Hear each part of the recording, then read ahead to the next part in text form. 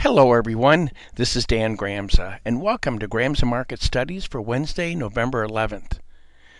Well, let's take a look at these markets, and before we begin this look, today is going to be a holiday, and the result of that is that we're going to see the markets close for a while on Veterans Day, but we're not going to see the same type of action that we've seen in the past. So I just want to make a comment here before we begin on what I see as the evolution of market trading around holidays. The expectation for this is that typically in the past, the trading would truly be closed for the entire period, and possibly for a half a day beforehand.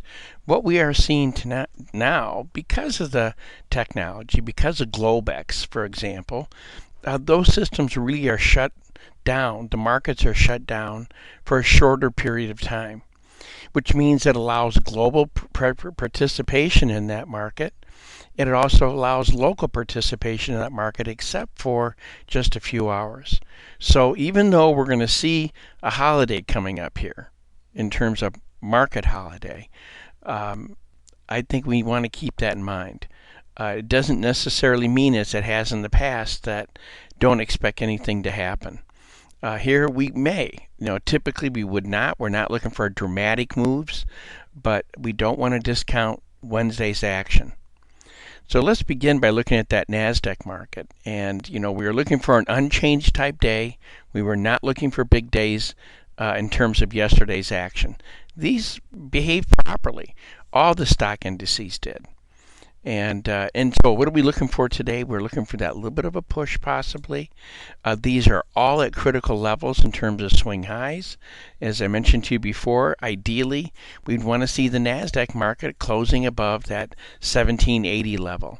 And it'll be interesting to see if we do that. Now, if we do that today, then tomorrow will be critical for the survivability of this trade. Now, not necessarily a long-term trend, by the way, but the near-term price action. Let's move on here and take a look at those currencies in terms of how they reacted. And again, what we'll be looking for? An unchanged to higher type day. That's exactly what we had. So I think the markets are really behaving as they should based on our discussions yesterday. So I think they're right on target. We're looking for a rest type day. I don't think it implies the dollar is now going to strengthen. We're still looking for a weaker dollar. We're looking for these currencies to maintain this strength. And today and tomorrow, I think, are going to be important to see that kind of behavior.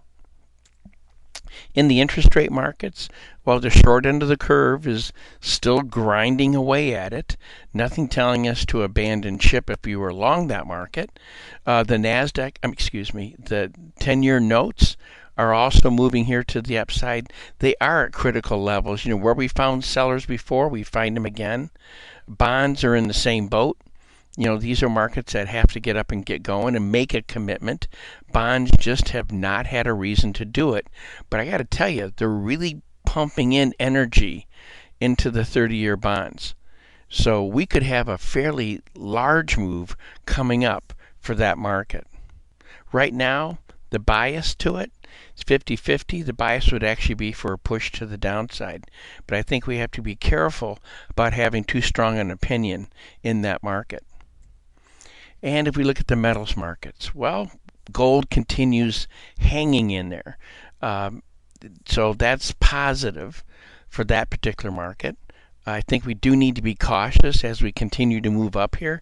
We are seeing a change in behavior in terms of these body sizes and the shadows, and that's all logical if you think about where we are and if you think about how fast we moved in just a few days. This market needs to have that kind of a price action, so I think that's appropriate. Where we did see some weakness, and I mentioned to you yesterday, is that silver was the one that I thought really had a lot more challenges.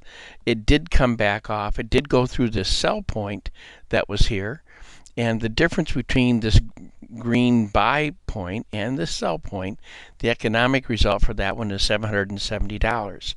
Now, again, that's just to give you an idea of what that represents in terms of movement. Also, it would have initiated a short position. and that would have been stopped out, and that would have been a loss in that market. The magnitude objective in this would not have been reached in silver. So, and actually, from that perspective, the short position could still be maintained because it is within that parameter.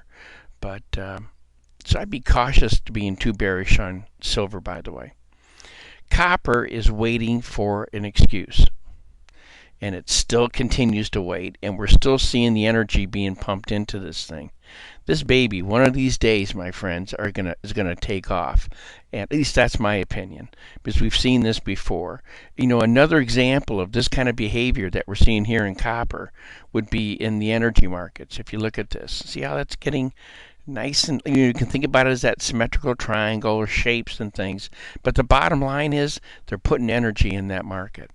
And speaking of which, let's take a look at that energy market, and it's very similar to what we're seeing in crude.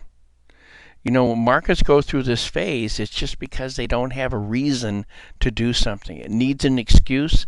They don't have it. But the longer we see this kind of behavior, the longer we see buyers coming at lower prices, sellers coming in at higher prices, people are making a decision, and somebody's going to have to get out. Natural gas continues lower. We talked about yesterday, I mentioned about the possibility, are we going to see this rotate back up? We have not. And we're looking for continued weakness here. There's a lot of gas out there right now. And if you look at some of the projections that you see in the future, what they consider unconventional gas production, which in the United States would be like oil shale, or even in coal seams where they take out the methane when they're getting ready to mine. Those are sources of natural gas that are considered unconventional, and they're growing. And right now there's plenty of natural gas out there. So that's really what we're seeing here. We don't have the industrial machinery in place to consume that. And let's move on here. If we go over to the grains, we are looking for a push to the upside to continue. We see that in corn. We're still seeing wheat hang in there, and we're looking for a follow through here today in soybeans. Well, this concludes today's market studies. Hope you found a few ideas helpful. I'm looking forward to being with you again tomorrow, and in the meantime, take care.